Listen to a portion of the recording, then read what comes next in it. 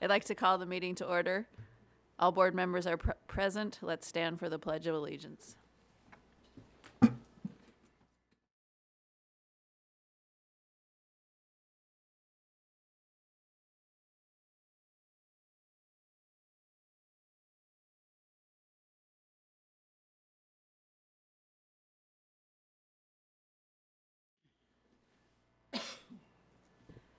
Before we get started with the approval of the agenda, I just wanted to acknowledge someone who is missing from our presence this evening. Chuck Kyer, who covered our board meetings for many, many years and was a big part of the community, passed away between our last board meeting and this board meeting.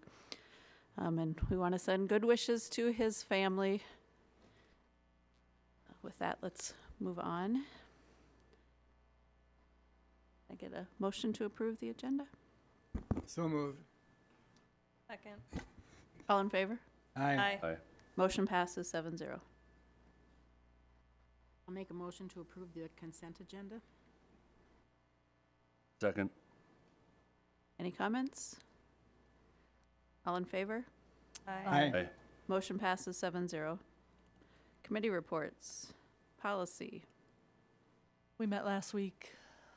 Only a few policies, updated wording per MSBA or per administration, minor changes. Thank you. Southwest Metro. Southwest Metro held their monthly meeting last Tuesday. And at that meeting, we had our annual audit presentation by the auditors. And the audit came out very well. Everything looks very good as far as our finances are concerned. We had reports from the program leaders, and all the programs seem to be going very well. The numbers are looking good as far as participation in all the programs, and we're really off to a very good school year. And then we also had a discussion about the associate members that are belonging to our Southwest Metro for the next couple of years as associate members, and things are going well for them. They're using our services and very pleased with the help that we're giving them in running their programs. So all in all, it was a very good meeting. Thank you. Did CPAC meet? And CPAC met last Monday, and we had a discussion about nominating a teacher or teachers that work real hard on the inclusion standpoint.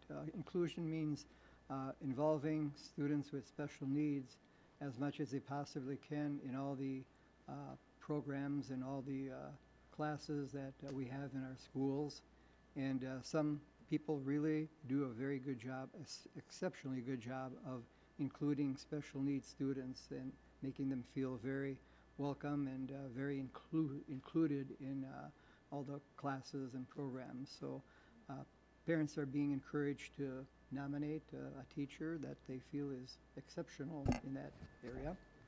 And then we also had a discussion on the differences between 504 accommodation plans and students with special needs that require IEPs. And I believe that was it. Thank you. Community Ed? We met a couple weeks ago, and the new brochure comes out on December 1st, and they have a lot of different things in the works for seniors, coffee talks, senior trips, and senior college coming, but that's in the works, so there's not a lot of detail yet. Is it going to be in the agenda or in the December 1st mailing? No, I don't so. think so. Wellness Committee? Did they meet? No. Early Childhood? They didn't meet. Superintendent reports. All right, first things, just like Kitten talked about with Chuck Kyer, it's just really weird not having Chuck here. Really miss him. He did a great job covering our school district, whether it's school board meetings or activities, whether it was in the fine arts or athletics, just daily things. He's a good person. And again, condolences to his family. So, and I know, welcome Patrick Fisher here, covering now. So, we're grateful for that. Few things here. I want to announce that we just had a fundraising drive through all our buildings from the kids to raise money for the Veterans Memorial. In fact, there'll be some publicity coming out on that, and we had some pictures taken today. Our kids raised almost $4,000. It was actually $3,700 that will go to the Veterans Memorial here in New Prague. So they did a great job with that, and we're very proud of our kids' response to that. Also coming up here in December, probably at our next board meeting, Tony and Myron will presenting a recommendation, possible recommendation, I should say, on assessment conferences that we've had the first 2 days of school. That's for elementary only. We're looking at moving the assessment conferences to during workshop week, and then having professional development and some work time on those assessments the first 2 days of school. So you'll get some information on that, but we're doing a survey to find out what our teachers want, and there was a task force that made a recommendation. So teachers are voting on that. I think it's due tomorrow, so that will be forthcoming to you. So I just want you to be aware of that. Just going back on what Denny was talking about, I think it's really neat that they're doing recognizing a teacher that, really does an exceptional job in inclusiveness with our special needs kids. And in fact, right away, after we sent the information out on that, or I should say Amy Johnson did, we had 8 nominations from parents on teachers. And I'm sure there's a few more than that right away, but we already had 8 nominations on that, so that was pretty neat. Just to piggyback on what Kim was talking about with community ed, I know Janelle's talking about doing a senior college. So they bring in, I know a number of communities do that. I don't know how many. I know up in Alexandria they do that, and my mom goes to senior college. But they bring in professors from colleges from around Minnesota, and they come and speak on topics. But that's been very, very popular there. So looking at doing that, and so Janelle's, it's a big project to do, but I think will be very beneficial for the seniors within our school district. And then lastly, looks like we're gonna have to make a call here on Tuesday night, so wonderful night for sleep, I guess.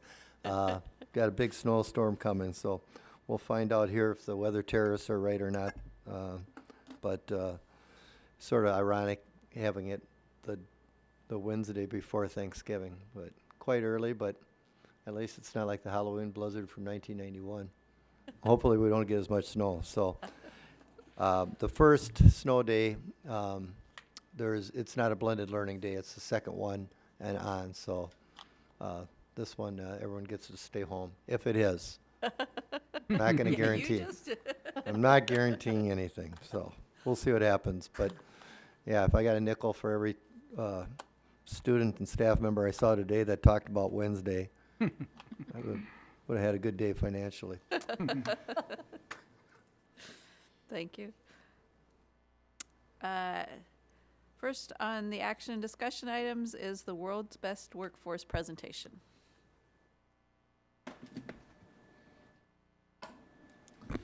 Good evening, School Board, Superintendent Dittburner. Each year, the World's Best Workforce is something that we as a school district need to bring forth to you for a recommendation to move forward. This is something that came about in 2013, and it does have to do with our goals, academic goals for our school district.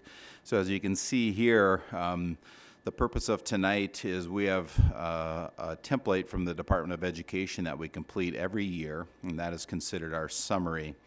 And we provide information on our goals for the last school year, not this upcoming school year, but we are basically finalizing the 18-19 school year. And that information has been completed. As you can see now on the screen here, the purpose behind that are those 5 areas. All children are ready for school. All 3rd graders can read at grade level. All racial and economic achievement gaps between students are closed. All students are ready for career and college. and graduation from high school. So Marn and I are here tonight to discuss that. One of the things that we do in preparation each year for our goals, we were here in September and talked about our goals for this school year. And that is, in July, Superintendent Dittburner sets the district goals for us and brings those forth. And from there, in August, we then bring in our departments. We bring in our leadership teams within each building. And then the principal works with their leadership teams to set the building goals. Those, of course, reflect the district goals. Then during workshop week, the principals work with their individual teachers, and they also then set their student performance goals from that. So as you can see, we start with the district goals, to the building goals, to the teacher student performance goals. And that's one of the ways that we ensure that those areas, those 5 areas, we are working on and doing the best we can to meet those areas. Marn's got the goals here tonight that she's going to talk about. And again, remember, these were 2018, 2019. These are not the upcoming ones.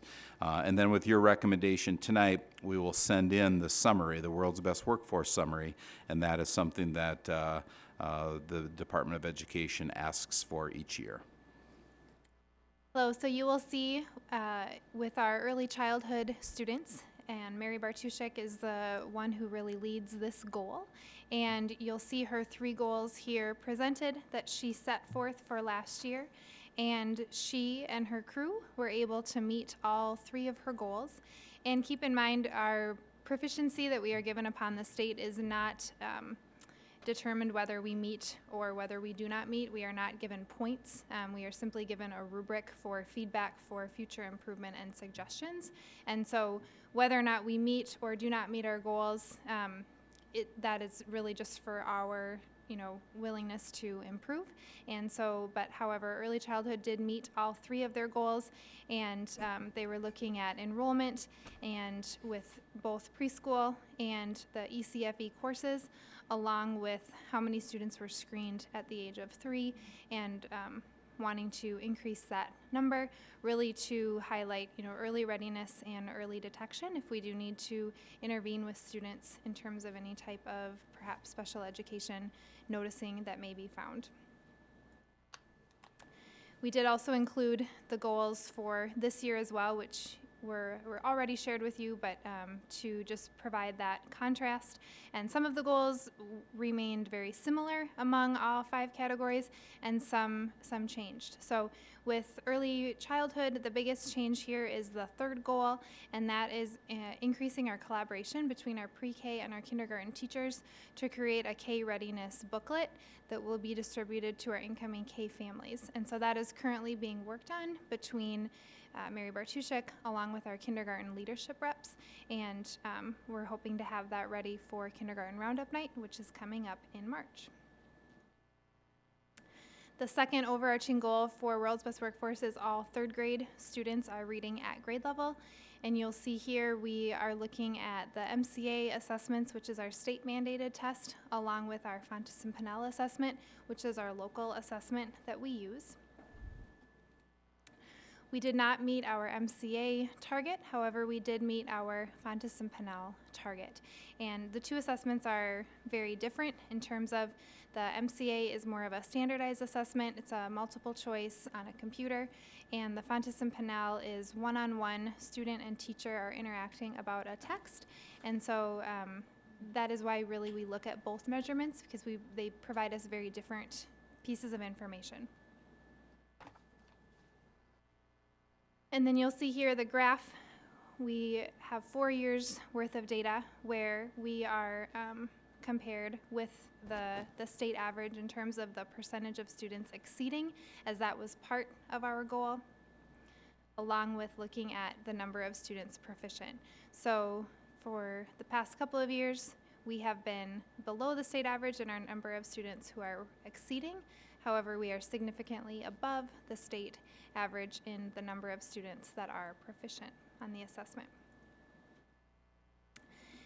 This graph correlates with our Fontes and Pinellas assessment, which we do use in grades K through 5. However, for World's Best Workforce, we're looking at that readiness of at point of entry at grade 3. And so you will see here our data over the past 4 years in terms of proficiency with our kindergarten, first, second, and third grade students.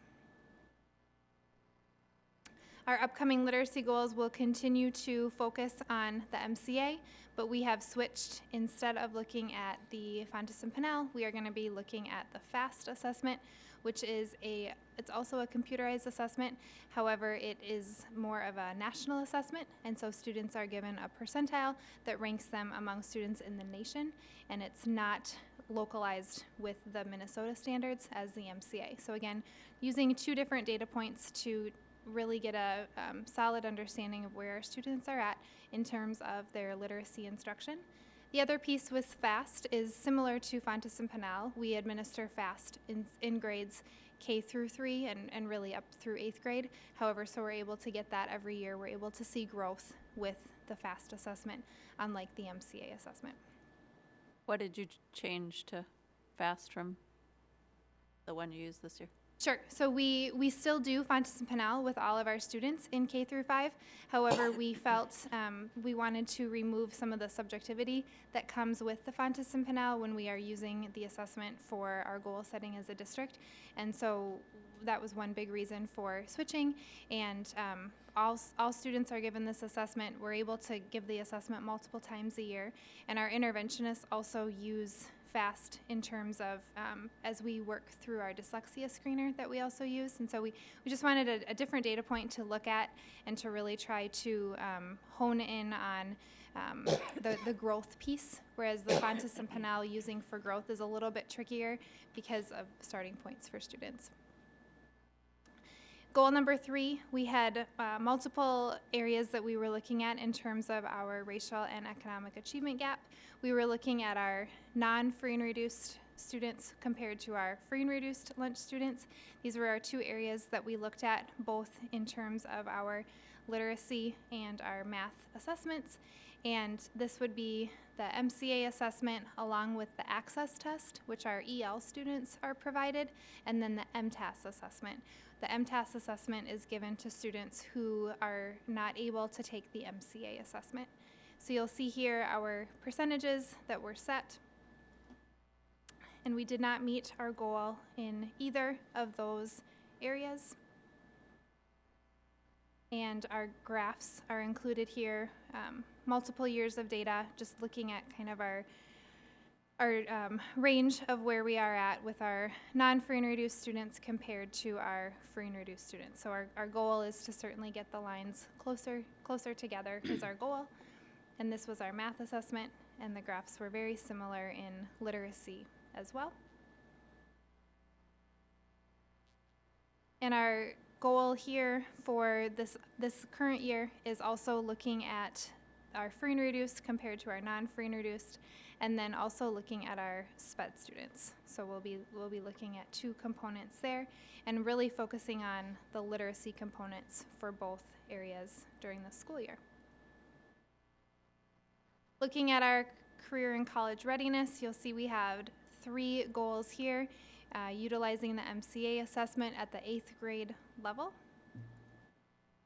We did not meet any of those goals. However, our 8th grade students were well above the state average in all 3 of those categories. And here is the graph from the past 4 years. Again, you'll see the strong distance between New Prague and the state, which though we didn't meet our goal, this is still a big point of celebration with our students and our staff. You'll see literacy as well, considerably strong, and science, very strong as well. Looking at this current year, we're going to continue using the MCA both in literacy and reading and science to continue to monitor our college and career readiness. And then the last goal is graduation. And you will see here our graduation goal. And because the results won't be released for a little while, we don't have the exact data. However, with the 4-year calculation. Our graph is current up to 2018, and continuing to keep a strong distance from the state is something we want to continue to see trending. Are there any additional questions? Thank you. Can I get a motion to approve the So moved. presentation? Second. All in favor? Aye. Motion passes 7-0. Thank you. Thank you. Thanks, guys. Are you talking about the book also? Go ahead. All right. So we have a CIS Lit course that is led by Dara Bishop, and she is looking for approval tonight for a text called There. And you see in the summary, this is a relatively current book. It was written in 2018, and her current text that she's using was from 1977. And this text was selected with guidance from her professor that she works with as in partnership with being a CIS course. And so her University of Minnesota professor guided her toward this text, and so we are seeking your approval tonight. We have a very small number of students that take the course, so currently there's about 12 students that would be impacted. However, we are wanting to continue to bring forth novels that will be included in our instruction to you, and so that's why I'm here tonight looking for approval for this text for our CIS Lit course, which is led by Dara Bishop. And this is a class where they can earn college credits, so the literature is more of a college level than Yes. what other high school students would be. Yes. Yep. reading. This is rigor. Yes, and this is also important to note that this is an elective course, whereas the other courses that I have been asking for approval have been required courses, so the course in itself is an elective course. I'll make a motion to approve the book There for the CSI class. Second. All in favor? Aye. Motion passes 7-0. Thank you. Thank you. Next on our agenda is Superintendent Dittburner's annual evaluation. Every year we do this, we have the board members and the superintendent's direct reports fill out an evaluation. There are no concerns on this year's evaluation. It's everything has been going really well. Attached to the item on our board docs is a summary of the review.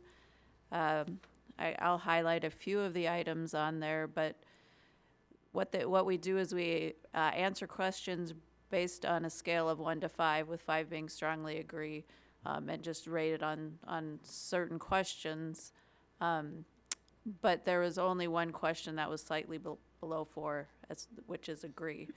So we continue to be very satisfied with the performance of our superintendent. Some of the items explaining the educational need of the school district to the school board. We rated that at 5. The one item that was just below 4 is learns and applies supportive interactive technology, which was rated at 3.9 by staff. But it's still very satisfactory. Then Superintendent Dittburner, along with the board, set 5 goals for the year. All of those were rated 4 or above. Demonstrating academic growth was a little bit mixed, but for the graduation rates and the ACT increase, those were both positive. One of them was develop and implement a successful transition on the newly formed Fitness and Aquatic Center, and that has gone better than any of us would have ever expected it to go. So the memberships are exceeding the projections and everything is running smoothly. Parent surveys, all of those results went up or stayed the same. And then improvement on some areas on the parent survey that were below 90%. And 4 of the 7 areas went up, and 3 of those areas remained unchanged. I'd like to thank Mr. Dittburner for all the hard work that you continue to do for our district and continuing to be visible in the community and other places. Golfer games. Does anyone else have any other comments? Thank you. Next, we have to approve some New Prague Area Education Foundation grants. I think there was just one in there for composing, some kind of composing, so can I get a motion to approve the? So move.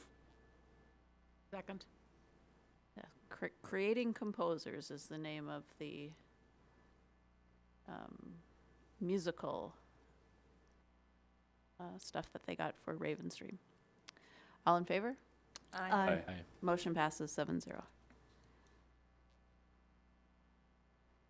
Resolution for polling places for 2020. At this time, I'll consider a motion to look at the resolution for establishing combined polling places for multiple precincts and designating hours during which the polling places will remain open and voting for school district elections not held on the day of a statewide election. So moved. Is there a second? Second. It's been moved and seconded to consider the following resolution. I'll quickly go over the places that the voting will take place in for this resolution. For the combined polling place, St. Patrick's Social Hall in Jordan. This is a combined polling place that serves Cedar Lake Townships, Helena Townships in Scott County. Then we have one in Elko, New Market. And this combined polling place serves all territory and Independent School District 721 located in the city of New Market Township in Scott County. The Lonsdale City Hall in Lonsdale, Minnesota. And this polling place serves all territory and Independent School District 721 located in the city of Lonsdale, Rice County. Wheatland Township located in Vesely, Minnesota. This combined polling place serves all territory and Independent School District 721 located in Erin Township, Forest Township, Wester Township, Wheatland Township in Rice County, Minnesota. Combined polling place, St. Wenceslaus Parish Activity Center in New Prague.